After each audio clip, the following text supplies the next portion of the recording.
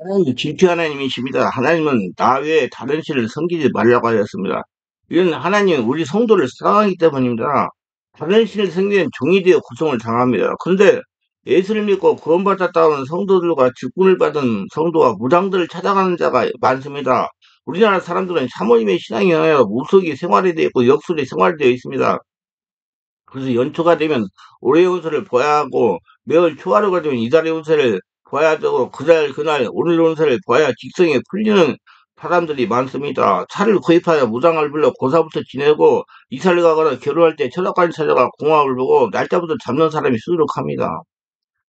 문제는 사람들이 무속인과 역술을 찾아가는 이유가 있습니다. 미래에 대한 불안 때문입니다. 한마디로 믿음이 없는 것입니다. 성령 충만하지 못하다는 것과 마음의 세상이 가져가기 때문에 귀신이 역사하기 때문에 그렇습니다. 그래서 너희는 내일 일 염려하지 말라는 하나님의 말씀을 믿지 못하고 내일 일을 불안해합니다. 무슨 일이 일어날 것 같고 무슨 사고가 터질 것 같고 그래서 무엇인가 대책을 세운다고 하는 것이 무당을 찾아가고 철학가를 찾아가는 것입니다. 하나님은 내일 일 염려하지 말라고 하시면서 내일은 내일 염려할 것이요 한날 괴로움은 그날의 속한이라고 말씀하십니다.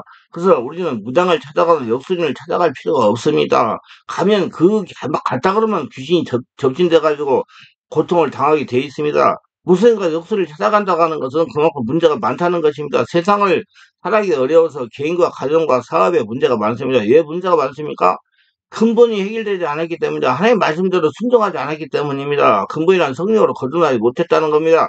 예수를 믿기는 믿는데 땅의 사람이 그대로 남아있다는 겁니다. 땅의 사람 아담으로 살아가다 보니 너무 문제가 많아 견딜 수가 없어서 무상을 찾아가고 역순을 찾아가는 것입니다.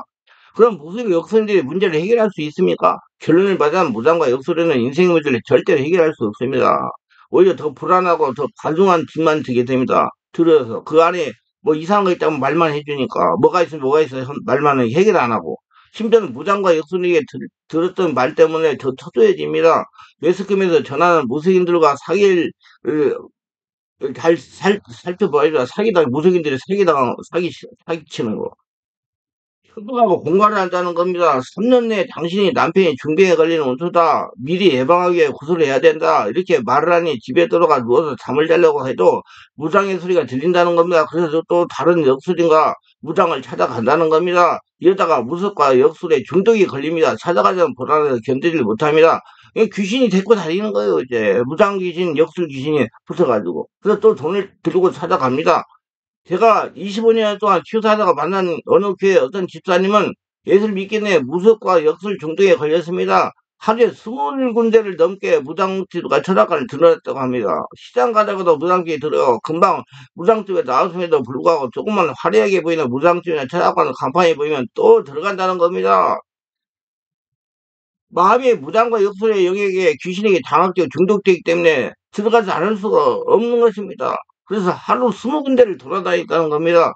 지금 예수 믿고 하나님의 자녀가 되어 충성스러운 일꾼이 되었지만 예수 믿기 전에 그렇게 했다고 저에게 간증했습니다. 그분이 하는 말이 재밌습니다. 돈 많이 갖다 버렸다는 겁니다.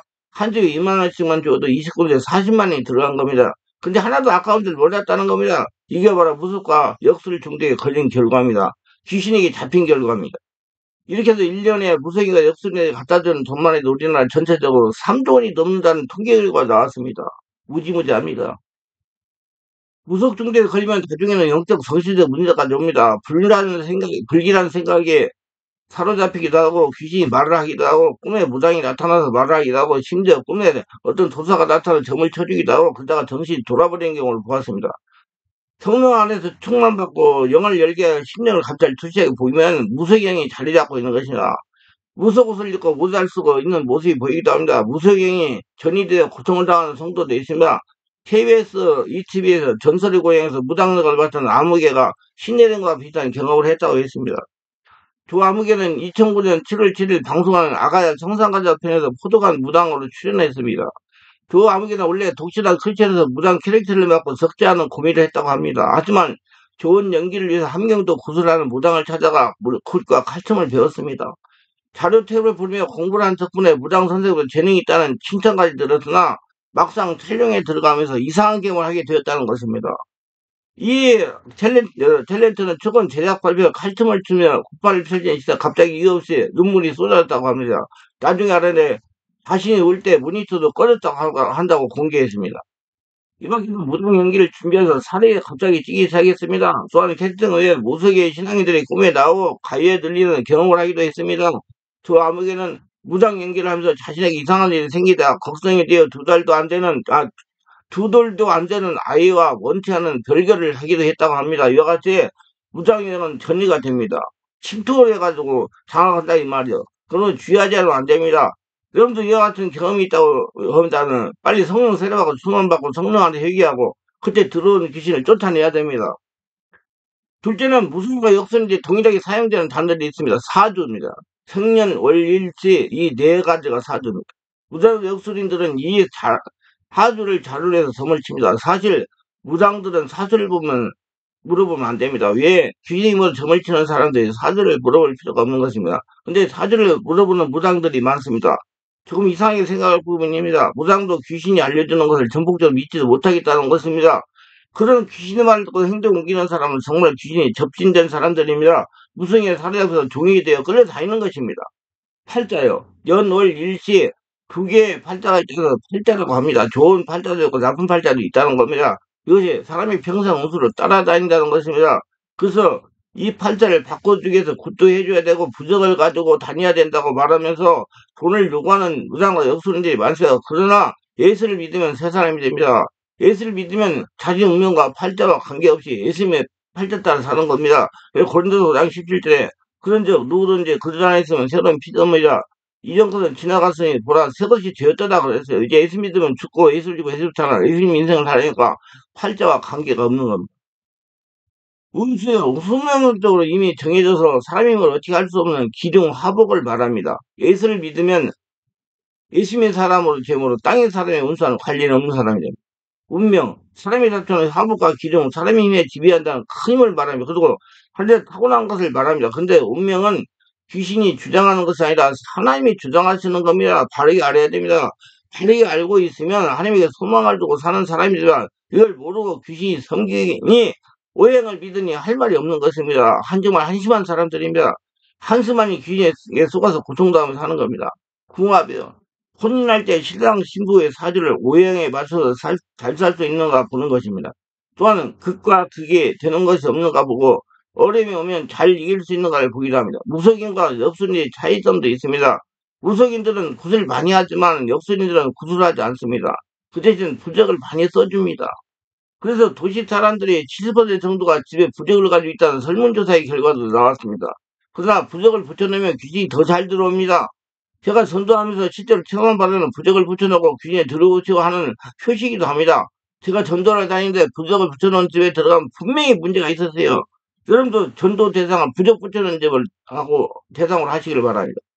세 번째는 무속인과 역술의 특징이 있으며 사람을 움직이는 힘이 있어 사람들의 운명과 미래를 알리는 일로 많은 사람을 미혹합니다.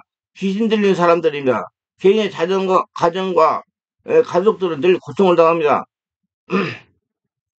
제가 10년 동안 치하면 만난 사람 다 선조들이 우상 숭배하거나 무당이거나 역술했다는 거나 절에 물질을 제도하거나 진술했습니다. 정신적인 문제도 마찬가지입니다. 말씀과 성도로 찾아서 성령 역사를 끊어내고 몰아내야 됩니다. 어느 날 나이가 60대 중반 된 신령한 역술을 했다는 목사님이 저를 찾아왔습니다. 아버지는 저를 만날 때까지 역술을 하고 계신다고 말했습니다.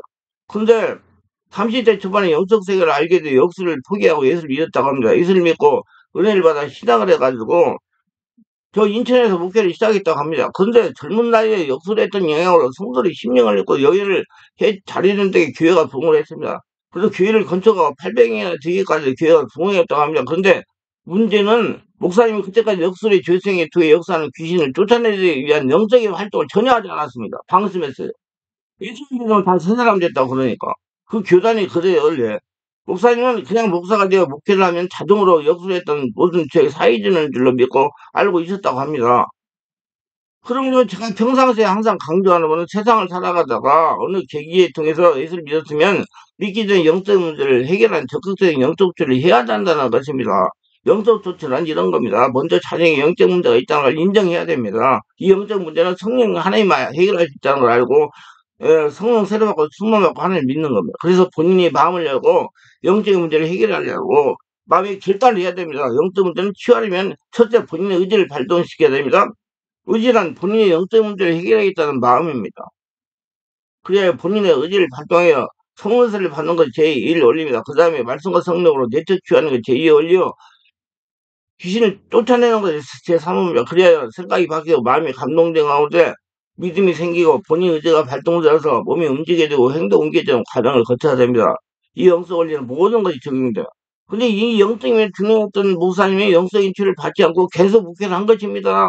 그다음 50대 후반이 지나서 서서히 스트레스 받고 상처가 많이 있고 신경을 많이 쓰니까 악한 역사가 일어나 있어가지고 그게 강단에서 말씀을 전하다가 간질 증상으로 쓰러진 것입니다. 참 안타깝죠.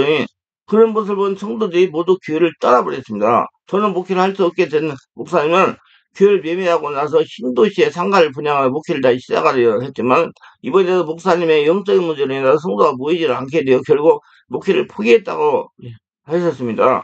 대전과 서울에는 치유 장소를 각각 1년을 다녀보았지만 치유대 낮은 차에 어느 곳에 국민을 광고를 보고 저희 교회로 찾아오고 있은 것입니다. 그래요. 한 8개월 정도 영적인 말씀과 성령 역사를 체험하네 드디어 치유가 된 겁니다. 이게 성령 깊은 역사가 있어야 해결이 돼요. 하루 이틀이 안 돼요. 그때 목사님이 오신 첫날부터 정말 성령의 역사에 귀신들이 소리를 지르면서 말도 못하게 떠나갔습니다. 노인 목사님 아버지가 발작을 하고 토해내고 하면서 귀신 떠나갔어요. 자신이 치유가 되는 것을 처음부터 느낀 목사님은 사모님까지 모시다가 치유를 받게 했습니다. 영적 문제가 치유되고 마음이 평화에 찾아 목사님은 저에게 이렇게 간증하셨습니다. 저처럼 영적인 분야에 전문적인 지식 있는 사역사를 좀 더 젊어서 만났더라면 정말 자기는 큰 목사를 했을 것이라고 말합니다. 그럼 방송은 근무자라는 겁니다. 분명히 예수를 믿으면 모든 것이 해결이 됩니다. 근데 자동으로 해결되지는 않습니다. 앞에서도 설명한 것 같이 본인이 인정하고 말씀 같은 걸 찾아내고 회개하고 끊어내고 특사를 한 후에 지속적으로 성령 충만한 생활을 해야 과거에 본인이나 조상들이 보면 영적인 죄악들이 해결이 되는 것입니다. 왜냐하면 사람은 육이 있기 때문에 그렇어요. 예수 믿으면 영은 살아야지만 육은 아직 거듭나지 못한 상태이기 때문이다. 육이 거듭나지 못한 상태이기 때문에 그 육에서 역사하는 하던 옛날 그 사람이 역사하던 그 사람이 주인이던 귀신이 역사하는 겁니다. 지금도 교회는 앞에 말씀드린 목사님 같이 영적인 문제에 이유를 모르고 한량 풍부를 당하는 성도들이 많이 있습니다. 빠른 시간 내에 자신의 문제 원인을 찾아 치유하는 여러분 모두가 되시길 바랍니다. 절대 유용한 건물이에요.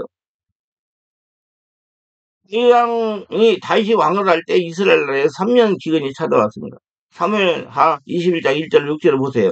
다윗 하나님께 기도하니 사울과 기브온 사람과 앙금으로 기근이 문제가 발생했다고 알려졌습니다. 그래서 다윗이 기브온 사람을 찾아가서 사울의 지방과 기브온 사람과 앙금을 풀리자 비가 왔다는 것을 명심하시기 바랍니다.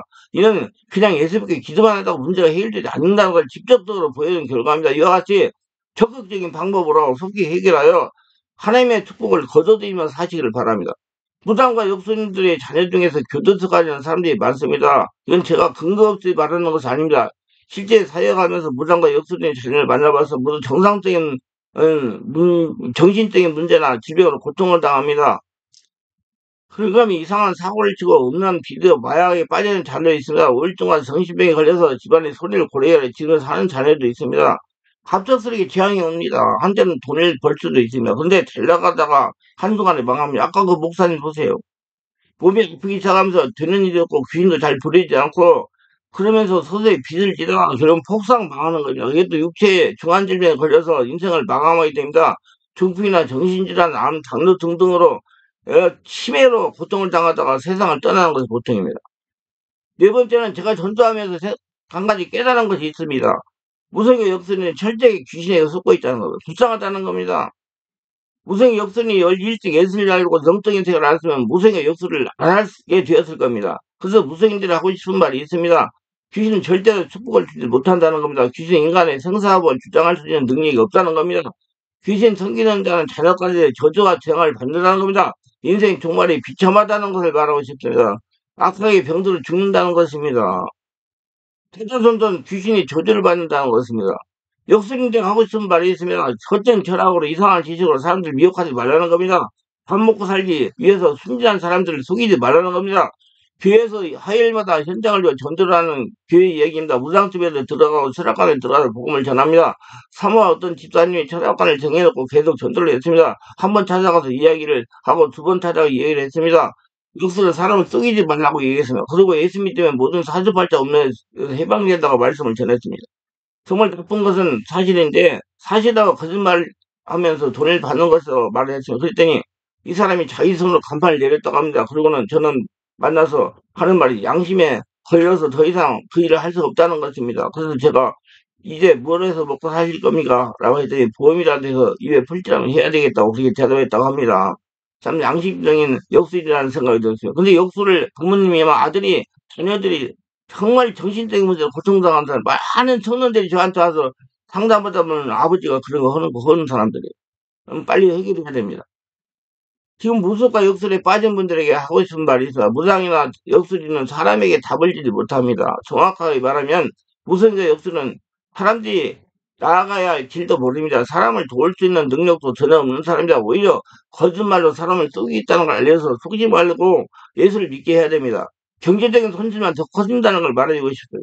이 사람들은 찾아오는 사람이 돈이 있는 사람인지 없는 사람인지 심지어 그 사람 집에 지금 현금이 얼마 있는 줄 알고 있습니다. 귀신이 알려줘서 아는 겁니다. 그래서 불안한 마음을 심어줘서 구슬하게 만들고 부적을 쓰게 만들어 그 돈을 다 가져가는 사람들입니다. 구슬하면서 사람들에게 조지를 심어놓습니다. 조지를 심어놓은 행동은 부적을 태워서 먹게 하는 것입니다. 그래서 1년 후에 다시 구슬하게 만듭니다. 그러니까 이런 사람들 나중에 안수하면 무당 구슬을 하는 거예요. 무당 귀신이 그 안에 들어앉아 있어가지고. 그리고 사주팔자 운명에 해방되는 길이 있어 예수들을 구주로 영접하고 성령으로 세례를 받으면 운명적인 문제는 치유가 됩니다. 예수님이 이 땅에 오신 이유를 알면 반드시 운명적인 문제는 해결됩니다. 인간의 모든 문제는 예수 그리스도한테 해결됩니다. 왜? 예수를 죽고 예수를 태어나 예수 인생 살으니까.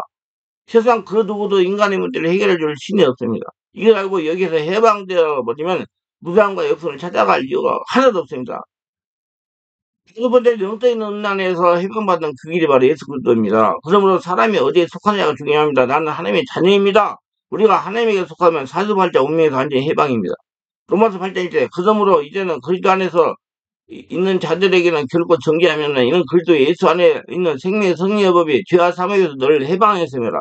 예수 그리스도께서 우리 사주팔자 운명에서 해방시키셨습니다. 그러므로 예수 그리스도를 믿고 영접하는 자는 하나님의 자녀가 되므로 사주팔자 운명과 상관없이 살아갑니다. 그러니 하루하루가 즐겁고 신나는 삶이다. 즐겁고 평안하게 사시기를 축원합니다.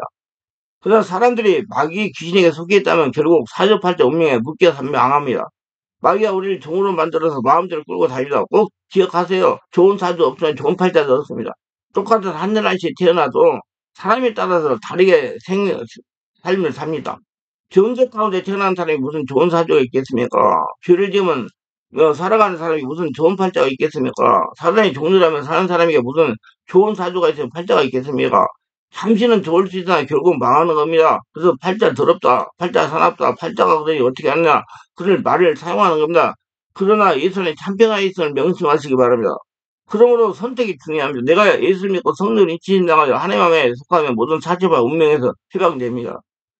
믿는 사람이 모든 죄를 사하시며 사단의 모를 일을 멸하시는 예수 그리스도를 믿기만 한다면 새로운 인생, 새로운 축복, 새로운 역사를 경험하게 될 것입니다. 하나님의 은혜로 새로운 축복을 받으며 영생 천국을 누리시기를 바랍니다. 그래서 성령 세례받고 주문받아서 만약에 무속과 무당과 역술을 찾아가서 그런 일을 했다면 예수 믿고 성령 세례받고 주문받아서 해결받으시기를 바랍니다. 기도합니다. 오늘 또 저의 설교를 끝까지 시청하신 분들을 축복하소서 구독, 좋아요, 알람 설정, 원하신 분들을 축복하시고